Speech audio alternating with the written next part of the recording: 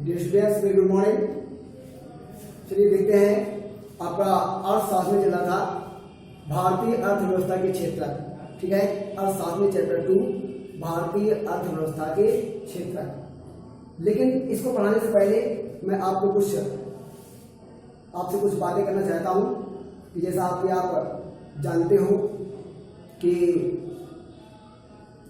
अर्थव्यवस्था इस समय भारत में जो हमारी कोरोना वायरस डिसीज चल रही, महामारी चल रही है, उसके वजह से जो हमारी अर्थव्यवस्था है वो बहुत ही नीचे आ रही है, ठीक है। और आप अखबारों में भी पढ़ते हो, ठीक है, कि अर्थव्यवस्था जो है बहुत नीचे जा रही है। सरकार ने 20 लाख करोड़ रुपए का पैकेज अर्थव्यवस्था को सुधारने के लिए दिया हुआ है और इसको विभिन्न प्रकार के विभागों में इसका बंटवारा भी किया, इसको हिस्सा भी दिया है, ठीक है। तो स्टूडेंट्स, किसी भी राष्ट्र की जो विकास की आधार होता है वो होती है उस देश की अर्थव्यवस्था, ठीक है। अगर किसी भी देश की अर्थव्यवस्था अच्छी है तो वहाँ पर समस्याएं ज़्यादा उत्पन्न नहीं होती हैं। कारण क्या है?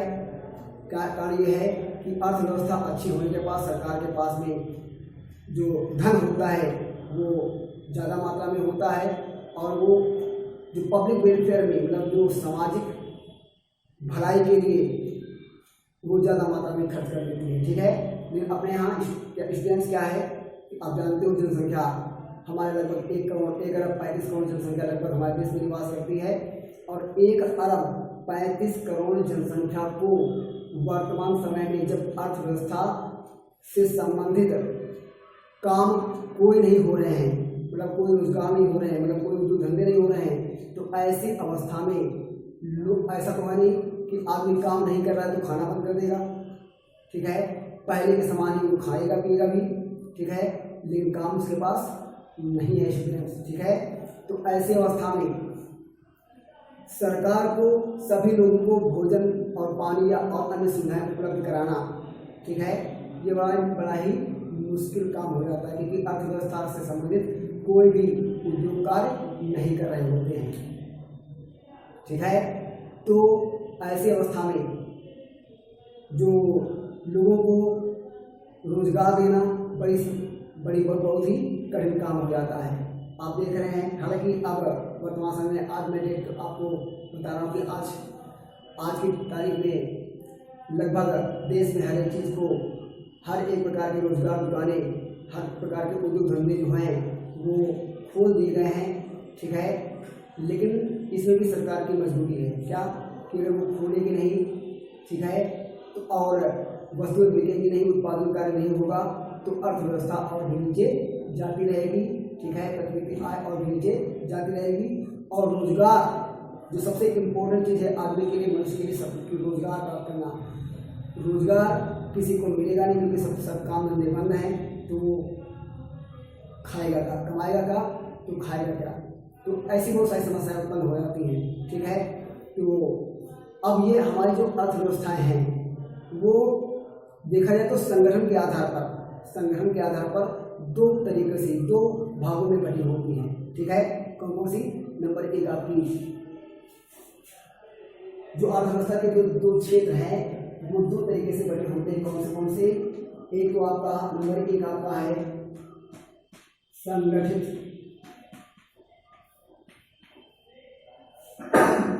क्षेत्र, क्या है आपका? नंबर 1 है क्या? संगठित क्षेत्र। और नंबर 2 दूसरा आपका क्या है? असंगठित क्षेत्र, ठीक है स्टूडेंट्स। तो 2 प्रकार की हमारे देश में जो अर्थव्यवस्था है वो 2 क्षेत्रों में बटी हुई है संगठन के आधार पर। कौन सा? एक तो संगठित क्षेत्र और दूसरा असंगठित क्षेत्र, ठीक है। तो अब ये संगठित क्षेत्र क्या है और असंगठित क्षेत्र क्या है, ठीक है, इसको मैं आपको समझाऊंगा, लेकिन कुछ और बातें आपसे करते हैं। तो संगठित क्षेत्र के जो अर्थव्यवस्था है स्टूडेंट्स, जो संगठित क्षेत्र के जो उद्योग धंधे हैं वो आसानी से समय पर चलते रहते हैं, ठीक है। सबसे ज़्यादा समस्या उत्पन्न हो जाती है किसके लिए?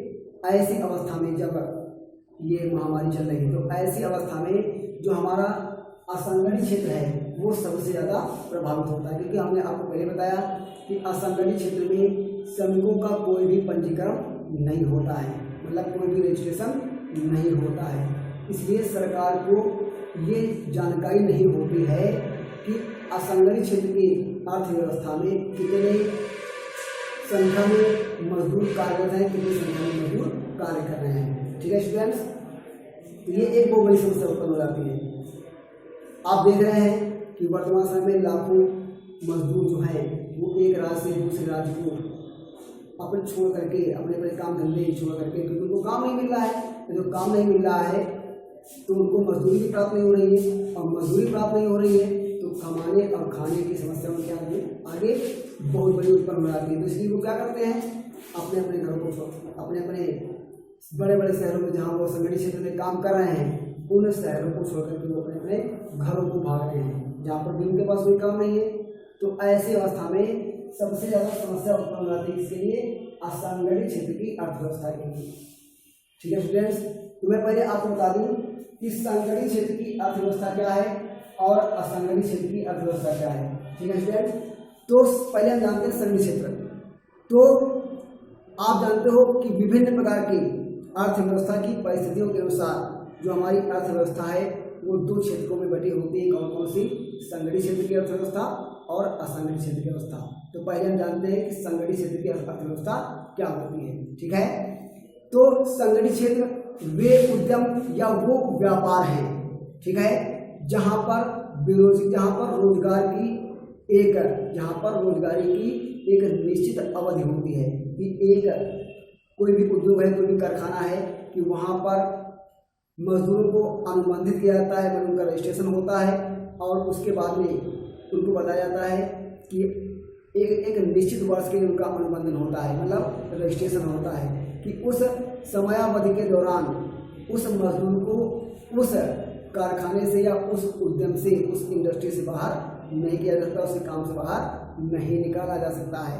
ठीक है, और इसलिए लोगों के पास, संगठित क्षेत्र के मजदूरों के पास में, श्रमिकों के पास में काम जो है, कार्य जो है, रोजगार जो है वो निश्चित होता है, मतलब उनका रोजगार को छीन नहीं सकता है। ठीक है, ऐसे जो उद्यम होते हैं, ऐसे जो कारखाने होते हैं वो सरकार के द्वारा भी रजिस्टर्ड होते हैं। सरकार को पता होता है कि ये उद्यम ये कारखाना वहाँ पर चल रहा है, यहाँ पर इतने मजदूर जो हैं वो कार्य कर रहे हैं। ठीक है, उन सभी मजदूरों का सरकार रजिस्ट्रेशन मांगती है और कारखाने का जो मालिक होता है, जो नियामक होता है उसका, वो उनका रजिस्ट्रेशन करता है। ठीक है, और इनके लिए अनेक प्रकार के नियम बने होते हैं जिनका राज्य सरकार अथवा केंद्र सरकार के द्वारा बनाए गए नियमों का पालन करता होता है, चाहे वो उस उद्यम का, उस कारखाने का मालिक हो, मतलब नियामक हो, चाहे वो उस फैक्ट्री में कार्य करने वाले श्रमिक हों या अन्य किसी भी पद पर तैनात उस वहाँ के लोग हों। तो उन सबके लिए सरकार जो है वो एक निश्चित नियम और अधिनियम विनियम का निर्माण करती है और उन्हें पालन करना पड़ता है। ठीक है, आज आपको मैं बता दूं कि इन नियमों व विनियमों का अनेक विधियों, जैसे कारखाने हैं, ठीक है, कारखाना अधिनियम है, निश्चित मजदूरी अधिनियम है, सेवानुदान अधिनियम है और दुकान एवं प्रतिष्ठान का अधिनियम है, आदि का उल्लेख इसमें किया जाता है। इन नियमों और इन विनियमों में उल्लेख किया जाता है और यहाँ पर कार्य करने वाले श्रमिकों का एक निश्चित कार्य करने की अवधि होती है, निश्चित एक मजदूरी होती है। ठीक है, और इनका रोजगार जो बिल्कुल सुरक्षित रहता है। तो यह क्षेत्र संगठित क्षेत्र इसलिए कहलाता है स्टूडेंट्स, क्योंकि ऐसे क्षेत्रों में, संगठित क्षेत्रों में काम करने की कुछ एक निश्चित प्रक्रिया होती है। ठीक है, और एक निश्चित क्रियाविधि होती है। इस क्षेत्र में जैसे मैं बताया कि रोजगार जो है वो सुरक्षित होता है। ठीक है, काम के घंटे निश्चित होते हैं, साथ साथ में उन्हें जो अतिरिक्त काम करना पड़ता है, मतलब ओवर टाइम अगर काम उन्हें करना पड़े तो उनको ओवर टाइम का मतलब अतिरिक्त कार्य का उन्हें अतिरिक्त मजदूरी भी प्राप्त होती है। और कर्मचारियों को कार्य के दौरान अनेक प्रकार की सुविधाएं और अनेक प्रकार के उन्हें भत्ते भी प्राप्त होते रहते हैं। और सेवानिवृत्त होने के बाद में भी उन्हें अनेक प्रकार के जो रिटायर होने के बाद में, सेवानिवृत्त होने के बाद में उनको एक निश्चित अनुदान प्राप्त होता है, ठीक है, और अन्य सुविधाएं भी उन्हें प्राप्त होती हैं। ठीक है स्टूडेंट्स, तो इस प्रकार से आप समझ गए होंगे कि संगठित क्षेत्र क्या है। ठीक है, फिर से मैं आपको बता दूं कि संगठित क्षेत्र की अर्थव्यवस्था में वो समस्त कार्य आते हैं, वो समस्त उद्यम आते हैं, वो समस्त प्रकार की इंडस्ट्री आती है जिसमें श्रमिक जो हैं और नियामक जो हैं, मतलब कारखाने के जो मालिक हैं, उद्यमों के जो मालिक हैं, उनको राज्य के बनाए गए नियमों और कानूनों का पालन करना पड़ता है। साथ साथ में ऐसे मजदूर जो हैं वो अनुबंधित होते हैं, मतलब उनका रजिस्ट्रेशन होता है, उनके काम करने के वर्ष निर्धारित होते हैं कि इतने उम्र तक ये मजदूर जो हैं वो इस उद्यम में काम करेंगे, इस कारखाने में काम करेंगे। ठीक है, जैसे चीनी मिल ले लीजिए, जूट मिल ले लीजिए, ठीक है, तमाम या आप लोहा इस्पात उद्योग ले लीजिए। तो इन सभी ये सभी संगठित क्षेत्र के उद्योग हैं और यहाँ पर काम करने की एक निश्चित आयु सीमा होती है। और इस साथ साथ में इनको यहाँ पर काम करने वाले लोगों को अनेक प्रकार के सुविधाएं प्राप्त होती हैं, जैसे रहने खाने और स्वास्थ्य सेवाएं भी उपलब्ध होती हैं। साथ साथ में इनको कार्य करने के दौरान अनेक प्रकार की सुविधाएं मिलती हैं, रहने खाने आदि स्वास्थ्य सुविधाएं की अनेक प्रकार की। साथ साथ में सेवानिवृत्त होने के बाद भी इनको अनेक प्रकार की सुविधाएं प्राप्त होती रहती हैं। ठीक है, और अगर ऐसे क्षेत्रों में अतिरिक्त काम करवाया जाता है, जैसे कि अगर मांग बढ़ गई तो अतिरिक्त रूप से काम अगर वहाँ पर हो रहा है तो अतिरिक्त समय के लिए उन्हें अतिरिक्त वेतन भी प्राप्त होता है। इसके विपरीत आप आ जाइए अब असंगठित क्षेत्रों में। ठीक है, तो असंगठित क्षेत्रों में जो उद्यमों की, जो कार्य की, जो व्यवसायों की जो इकाइयाँ होती हैं वो बहुत ही छोटी छोटी होती हैं और बिखरी हुई होती हैं, जो अधिकांशतः सरकारी नियंत्रण से बाहर होती है। मतलब ऐसे इकाइयों पर, ऐसी उद्यम की इकाइयों पर सरकार का कोई नियंत्रण नहीं होता है स्टूडेंट्स। ठीक है, यहाँ पर राज्य के द्वारा बनाए गए नियम और कानून तो लागू कर होते हैं, नियम बनाए तो जाते हैं, लेकिन ऐसे व्यवसायों में जो असंगठित क्षेत्र के व्यवसाय होते हैं वहाँ पर राज्य के द्वारा बनाए गए नियमों और कानूनों का पालन नहीं होता है या लोग नहीं करते हैं। ठीक है, अपने लाभ के कारण नहीं करते, केवल असंगठित क्षेत्रों में मजदूर का शोषण बहुत होता है। ठीक है, राज्य के द्वारा बनाए गए नियमों और कानूनों का पालन ऐसे क्षेत्रों में नहीं किया जाता है, क्योंकि उन मजदूरों का रजिस्ट्रेशन या पंजीकरण नहीं होता है। ठीक है, साथ साथ में यहाँ पर जो कार्य करने की जो अवधि होती है, ठीक है, वो अनियमित होती है। कहीं मजदूरों से ज़्यादा काम लिया जाता है लेकिन उनको अतिरिक्त समय का अतिरिक्त वेतन नहीं दिया जाता है। ठीक है, और ऐसे क्षेत्रों में, असंगठित क्षेत्रों में जो वेतन है वो भी कम दिया जाता है। ठीक है, और इसमें जो सवेतन छुट्टी, मतलब अगर छुट्टी लेने पर उनको सवेतन छुट्टी नहीं मिलती है। मतलब अगर ऐसे लोग जो है असंगठित क्षेत्रों में लोग छुट्टी लेते भी हैं किसी कारणवश तो उनका वेतन काट लिया जाता है। साथ साथ में उन्हें किसी कार्य से अगर अवकाश लेना पड़े तो भी उनका वेतन काट लिया जाता है। और अगर बीमारी आदि के कारण कोई छुट्टी उन्हें लेना पड़े तो भी उसका कोई प्रावधान इसमें छुट्टी का नहीं होता है। अगर छुट्टी लेते हैं तो किसी कारणवश असंगठित क्षेत्र के समूह का जो वेतन है वो कट कर दिया जाता है, मतलब काट दिया जाता है। ठीक है, और ऐसे असंगठित क्षेत्रों में जो रोजगार होते हैं उसकी कोई सुरक्षा नहीं होती, मतलब क्षेत्र में रोजगार सुरक्षा नहीं होती है और श्रमिकों को बिना किसी कारण के बताए हुए उन्हें काम से हटाया भी जा सकता है। ठीक है, तो इस प्रकार से जो हमारे देश की जो अर्थव्यवस्था है वो संगठित और असंगठित क्षेत्रों में बटी हुई है। ठीक है स्टूडेंट्स, इसके बाद हम देखते हैं क्या कि संगठित और असंगठित क्षेत्रों में विद्यमान रोजगार की परिस्थितियों की तुलना। जो हमारा next NCERT chapter, NCERT pattern का, एनसीईआरटी जोन का जो अगला हमारा क्वेश्चन है वो क्या है कि संगठित और असंगठित क्षेत्र में आपस में क्या तुलना है, मतलब संगठित और असंगठित क्षेत्रों के अर्थव्यवस्था में आपस में तुलना करना कि आपस में दोनों में क्या अंतर है। ठीक है, तो आइए हम देखते हैं। कह रहा है क्या कि जो संगठित क्षेत्र होते हैं इसमें उद्योगों और विभिन्न प्रतिष्ठानों का सरकार के द्वारा पंजीकरण कराना अनिवार्य होता है। इसमें पहली कंडीशन क्या है संगठित क्षेत्र की कि इसमें विभिन्न प्रकार के उद्यमों और प्रतिष्ठानों का सरकार के द्वारा रजिस्ट्रेशन करवाना, पंजीकरण कराना अनिवार्य होता है। ठीक है, इसके विपरीत नंबर 1 पॉइंट में असंगठित क्षेत्र में प्रतिष्ठानों और विभिन्न व्यवसायों का पंजीकरण करवाना अनिवार्य नहीं होता है स्टूडेंट्स। ठीक है, नंबर दूसरी कंडीशन क्या है कि यह क्षेत्र जो है वो सरकारी नियमों व उप नियमों के अधीन कार्य करता है। मतलब जो सरकार ने नियम कानून बनाए हैं ऐसे इन उद्योगों के लिए उनका इन्हें पालन करना पड़ता है, उनके अधीन काम करना पड़ता है, उनके अंतर्गत काम करना पड़ता है।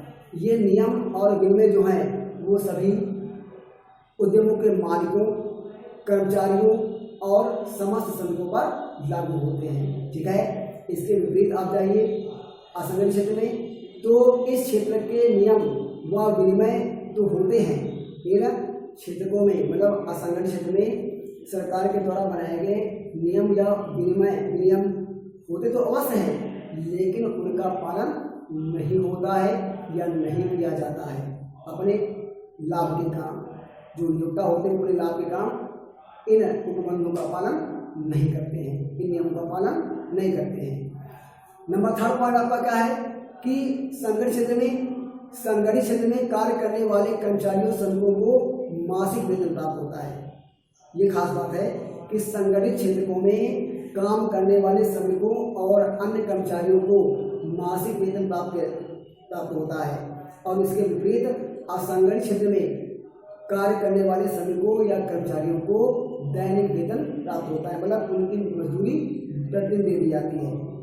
ठीक है, जब काम की अवस्था होती है तो उनको श्रमिकों को काम पर बुलाया जाता है, काम की अवस्था नहीं होती तो उनको निकाल दिया जाता है। ठीक है स्टूडेंट्स, नंबर 5 पॉइंट आपका क्या है कि इस क्षेत्र में काम करने की, नंबर जो आपका 5 पॉइंट है वो क्या है कि संगठित क्षेत्र में काम करने वाले कर्मचारियों और श्रमिकों का काम करने का एक निश्चित समय होता है, काम करने की निश्चित अवधि होती है कि वो सुबह 10 बजे से लेकर के शाम को 4 बजे तक काम करेंगे, या सुबह 8 बजे से लेकर के शाम को 4 बजे तक काम करेंगे। मतलब पूरा एक बात यह है कि उनके काम करने की एक जो समय सीमा होती है वो निश्चित होती है। ठीक है, और इसके विपरीत आप असंगठित क्षेत्र में जाइए तो असंगठित क्षेत्र में काम करने की कोई निश्चित समय सीमा नहीं होती है। ठीक है, असंगठित क्षेत्र में श्रमिकों के काम करने की कोई समय सीमा नहीं होती है, कोई निश्चित सीमा नहीं होती, लेकिन कोई निश्चित समय अवधि नहीं होती है। ठीक है, नंबर 6 पॉइंट में जाएंगे तो संगठित क्षेत्र में जो रोजगार होते हैं इसके अंतर्गत कर्मचारियों को और श्रमिकों को रोजगार सुरक्षा प्राप्त होती है। ठीक है, संगठित क्षेत्र में श्रमिकों और कर्मचारियों को रोजगार सुरक्षा प्राप्त होती है, मतलब इनका जो रोजगार है उनको रोजगार से हटाया नहीं जा सकता है, क्योंकि वो उपबंधित होते हैं। ठीक है, मतलब अनुबंधित होते हैं, है ना, और इसलिए उनको उनके काम से हटाया नहीं जा सकता क्योंकि वो रजिस्टर्ड होते हैं, पंजीकृत होते हैं। ठीक है, और इसके विपरीत अगर आप असंगठित क्षेत्र में जाइए तो असंगठित क्षेत्र के जो श्रमिक हैं, है ना, वो इसमें कार्यरत जो कर्मचारी हैं, जो श्रमिकों हैं, उनको रोजगार की सुरक्षा प्राप्त नहीं होती है। किसी भी क्षण उनको उनके काम से हटाया जा सकता है अगर उनकी आवश्यकता नहीं है। ठीक है, नंबर 7 पॉइंट में जाएंगे तो क्या कह रहा है कि संगठित क्षेत्र के अंतर्गत कर्मचारियों और श्रमिकों को नियोक्ता द्वारा एक नियुक्ति पत्र दिया जाता है।